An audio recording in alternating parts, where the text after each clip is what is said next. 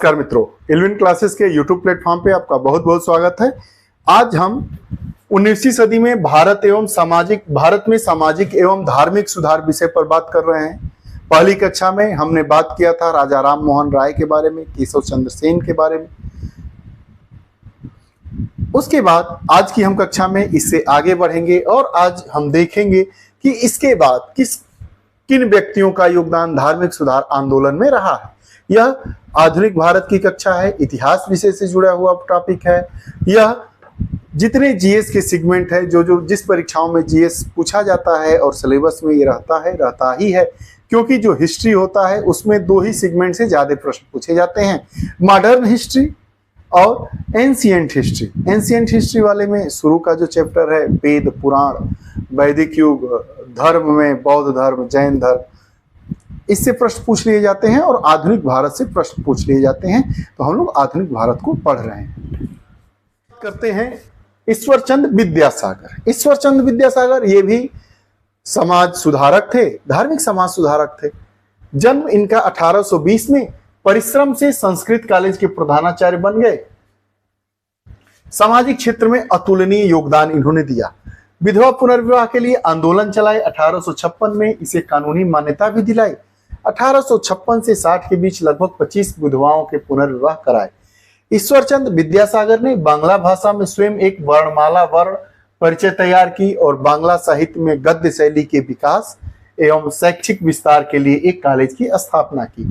बांग्ला भाषा के विकास में महत्वपूर्ण योगदान देने वाले एक कॉलेज की स्थापना करने वाले कौन थे? ईश्वरचंद विद्यासागर थे। 1849 में कलकत्ता में बैथून स्कूल की स्थापना की। प्रश्न पूछा जाता है कि बैथून स्कूल की स्थापना किसने की?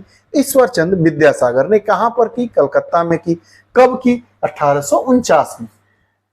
जिसका मुख्य उद्देश्य, कोई भी व्यक्ति संस्था बनाता है, कॉलेज बनाता है, कोई कार्य करता है तो उसके पीछे एक उद्देश्य होता है। तो जो इन्होंने बैथून कॉलेज स्कूल की स्थापना की, उस स्कूल की स्थापना के पीछे का क्या उद्देश्य था? तो इसका उद्देश्य था कि महिला शिक्षा को प्रोत्साहन देना था। ईश्वरचंद विद्यासागर ने महिला शिक्षा के उत्थान के लिए, प्रोत्साहन के लिए बैथून कॉलेज की स्थापना, बैथून स्कूल की स्थापना 1849 में कलकत्ता में की। सरकारी निरीक्षक रहते हुए उन्होंने लड़कियों के लिए 35 विद्यालय स्थापित किए। सरकारी निरीक्षक रहते हुए लड़कियों के लिए 35 विद्यालय की स्थापना की ईश्वरचंद विद्यासागर ने। इन व्यक्तियों के बारे में बताया जा रहा है, उनसे जुड़े प्रश्न पूछे जाते हैं, इसलिए बताया जा रहा है। जो हमारी कक्षा होती है वह टू द पॉइंट कक्षा होती है।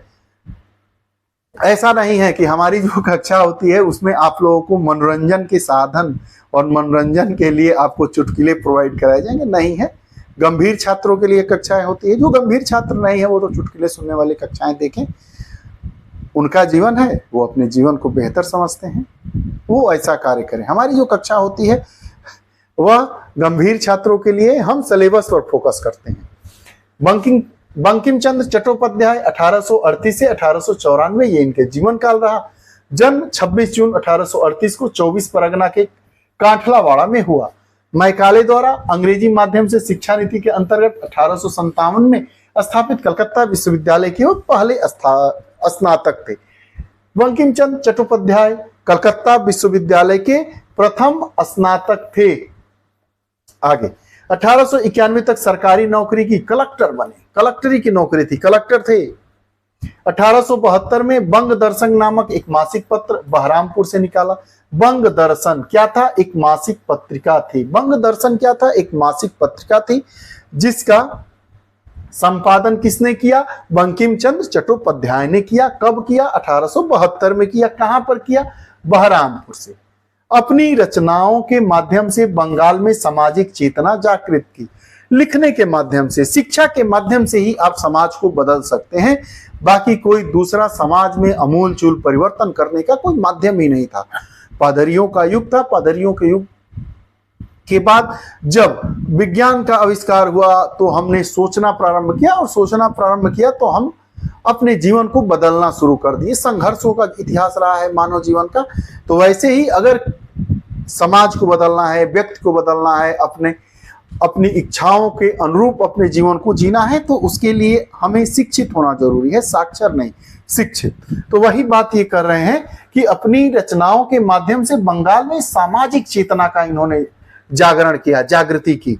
प्रसिद्ध उपन्यास आनंद मठ से उद्गीत वंदे मातरम आजादी का मूल मंत्र और प्रेरणा स्रोत बना।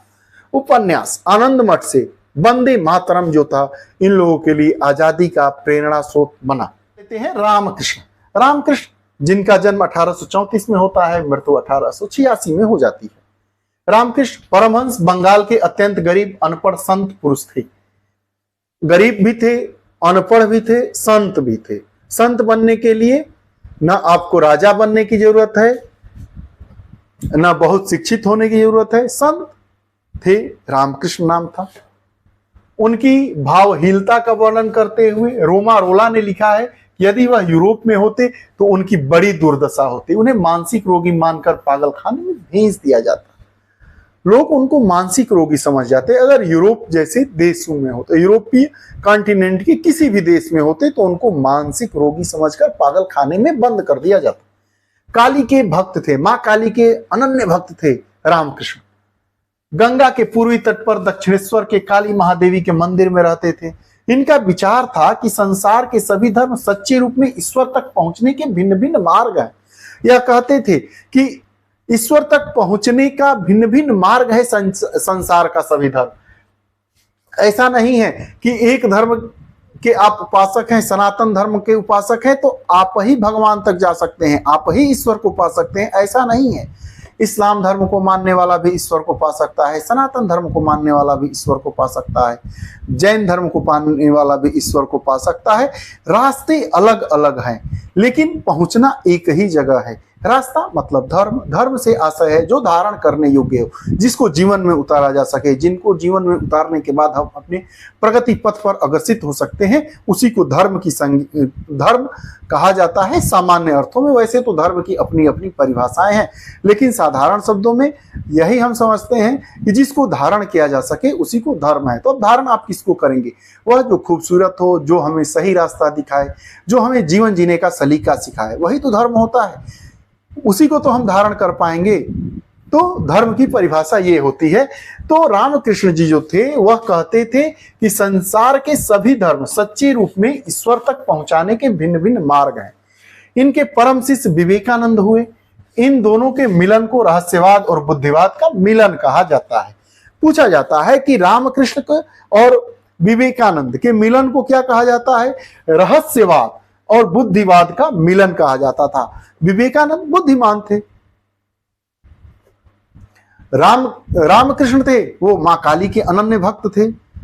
दोनों ने धर्म पर बहुत ही अच्छा व्याख्यान दिया। धर्म के रास्ते पर ही चलकर उन्होंने भारत को एक गरिमामय स्थिति में ला दिया। इनसे जुड़ी, विवेकानंद से जुड़ी अनेक कविताएं प्रचलित हैं, कथाएं प्रचलित हैं।